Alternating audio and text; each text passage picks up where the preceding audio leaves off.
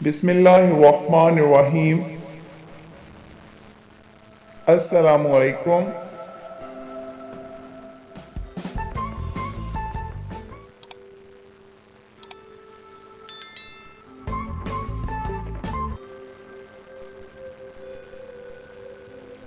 सास को जहर देने का तरीका।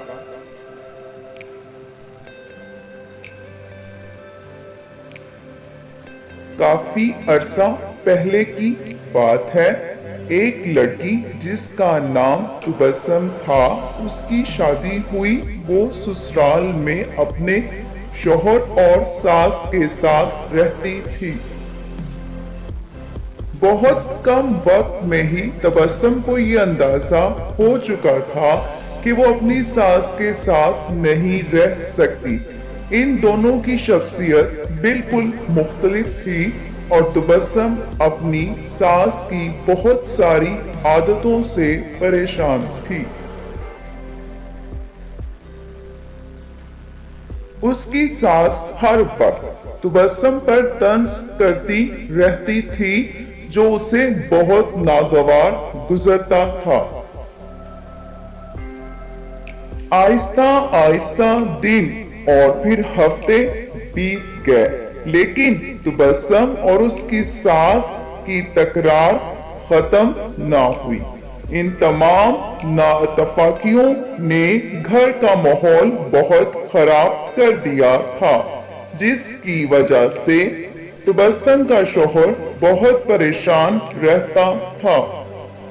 आखिरकार तबस्सुम ने ये फैसला किया कि वो अपनी सास का बुरा रवैया और बर्दाश्त नहीं करेगी और वो अब जरूर कुछ ना कुछ करेगी।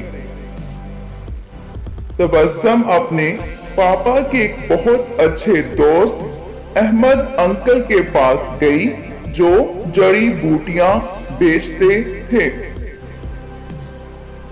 तबस्सुम ने उन्हें सारी कहानी बताई और उनसे कहा कि वो इसको थोड़ा सा जहर दे दें, ताकि हमेशा के लिए ये मसला खत्म हो जाए। अहमद अंकल ने थोड़ी देर के लिए कुछ सोचा और फिर कहा कि तबस्सुम, मैं इस मसले को हल करने में तुम्हारी मदद करूंगा, लेकिन तुम्हें वैसा ही करना होगा जैसा मैं तुम्हें कहूंगा। तबस्सुम राजी हो गई।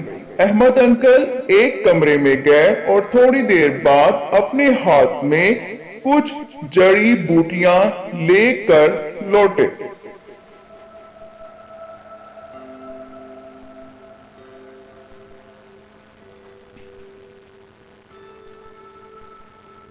उन्होंने तबस्सुम को कहा कि तुम अपनी सास को मारने के लिए फौरी जहर इस्तेमाल नहीं कर सकती, क्योंकि इस तरह सब तुम पर शक करेंगे। इसलिए मैं तुम्हें ये जड़ी बूटियां दे रहा हूं। ये आहिस्ता आहिस्ता उनके जिस्म में जहर फैलाएंगी।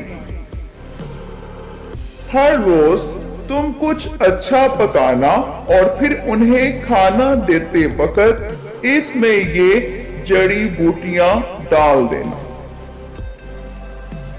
और हाँ, अगर तुम चाहती हो कि कोई तुम पर शक ना करे कि तुमने उन्हें मारा है, तो तुम्हें ये ख्याल रखना होगा कि तुम्हारा रवैया उनके साथ बहुत दोस्ताना हो।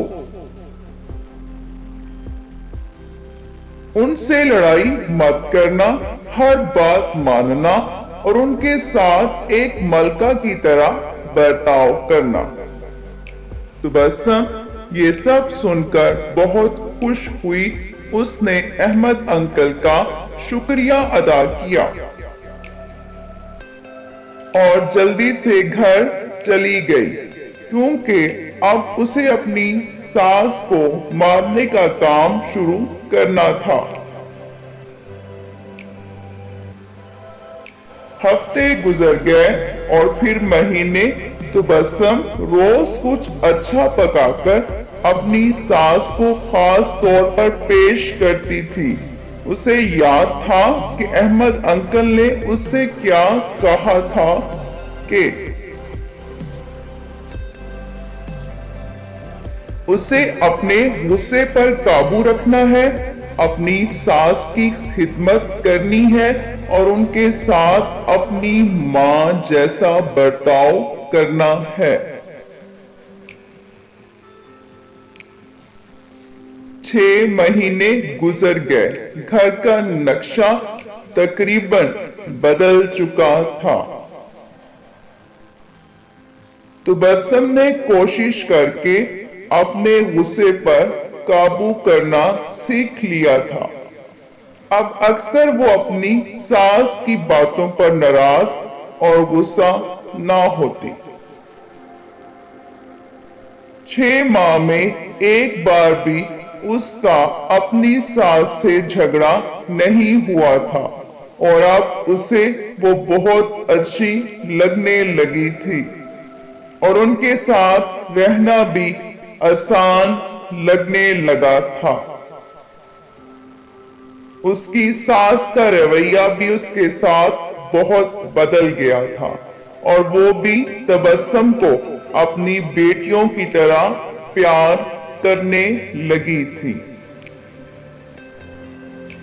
وہ اپنے سب دوستوں کے درمیان تبسم کی تعریفیں کرتی تھی اور تبسم اور اس کی ساس دونوں اب ایک دوسرے کو ماں بیٹی کی طرح سمجھنے لگی تھی۔